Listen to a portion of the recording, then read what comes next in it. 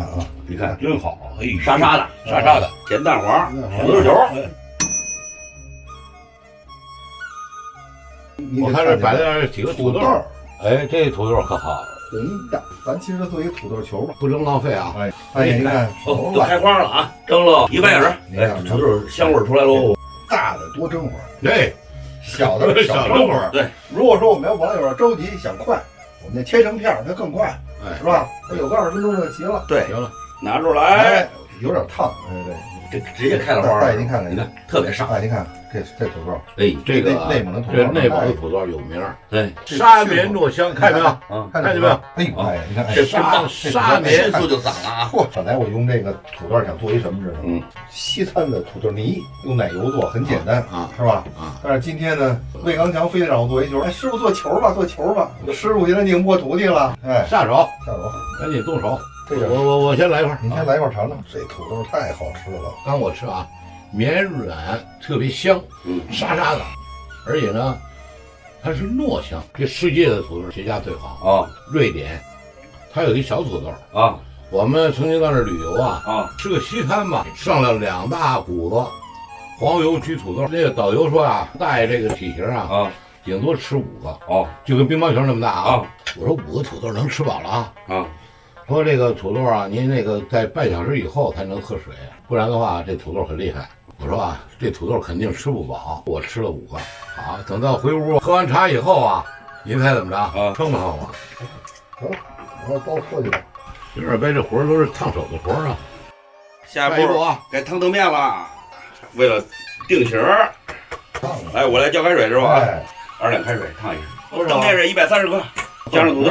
哎呦，这很烫啊！这黄油40克，加盐，加上底口。没有底味，它能好吃吗？对，你看啊，大爷，多好看呀！好看，金黄色。干豆面再加点儿，加完烫的豆面再加点干的豆面。其实最健康的大爷，你知道吗？就是原始，蒸完了蘸点酱油一吃，小时候的记忆。小时候就撒点盐啊。咱再接着说，咱再来点胡椒粉。胡椒，今天这土豆球肯定好吃。为了使这土豆泥更加细腻啊，拿刀把它碾一碾。二白是做菜讲究不将就。给顺着。该开剂子了吧，是吧？哎，好。蛋黄馅儿，咸蛋黄酱，冷冻了有1个小时啊。如果是有条件的话，冻一夜更好啊。蛋黄酱跟那个蛋黄俩合二为一，这是鸭蛋黄啊，蛋黄，咸鸭蛋蛋黄。对，行了，圆球来，球小装大馅儿。好，土豆球搓好了，油蒸油温，炸上喽。渐渐的定型啊，定完型再推，油温散了。土豆球出锅喽！好了，看啊，咸蛋黄，土豆球，你看真好，哎，沙沙的，沙沙的。大爷，哎，我不要那个番茄，我就要那个。你看这咸味的好吃，好吃，真的真好吃。蘸点沙司，又有味道，别有味道，别有味道。我说一下这个土豆啊，炸出来一个，看没有？高粱，哎，带小珍珠。是吧？有点像咱们炸那个珍珠馓子，是吧？这还可以按照粤菜那流沙包那种方法呢。流沙馅儿，制个流沙馅儿。对，蛋黄酱这个适合家庭的，对啊，不复杂，对啊，就是简化了。记得关注老饭骨，中国味的传承，以生活味的美好，一个都不能少。有网友说，听说这次大爷二伯去延吉了，然后呢，想顺便问问朝鲜泡菜和四川泡菜各自的特点及腌制方法。这2种口味呢，在腌制的方法上比较相同，但是口味呢有所不同。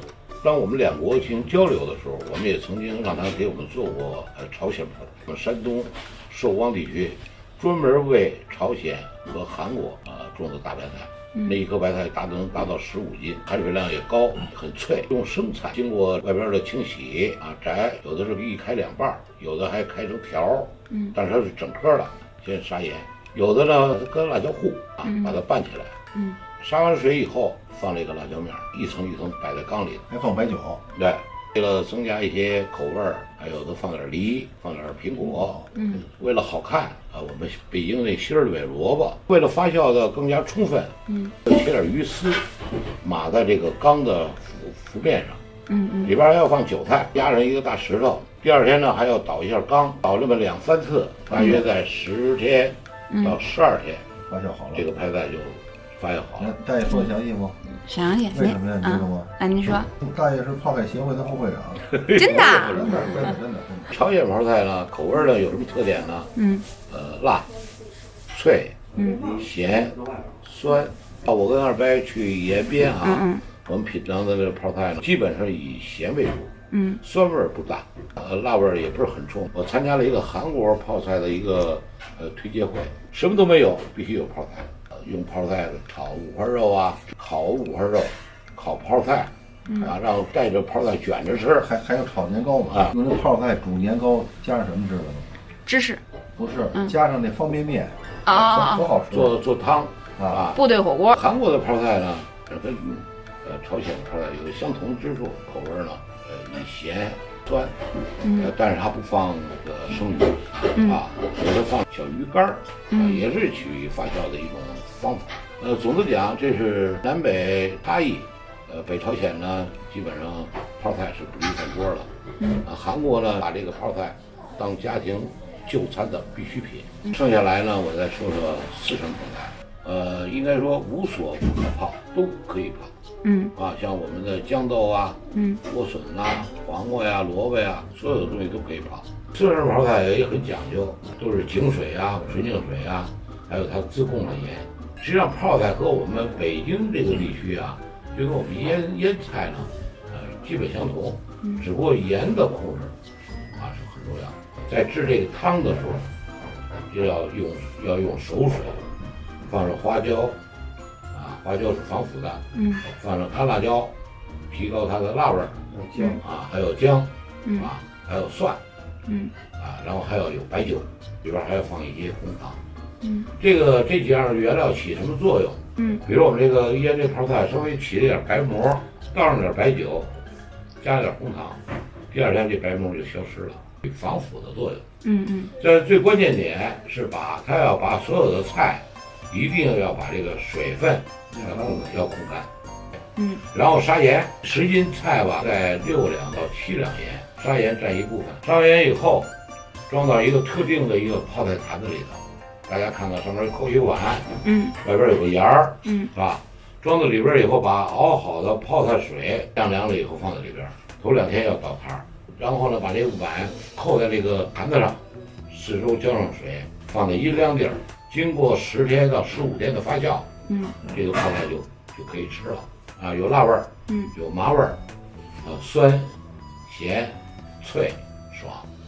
用四川泡菜呢，也能做很多菜，在巴蜀这个之地，饮食当中的必需品。明白啊，这个，让二伯说2句呗。对，那刚才说这3种泡菜吧，算。就补充一句啊，大爷讲的非常详细，就是吃的。就比如说大爷说倒缸的时候呢，你一定就戴个好的手套，千万别招油。腌好的时候，你吃的时候一定要有干净筷子去夹，就是封口的时候，那水一定要封严的。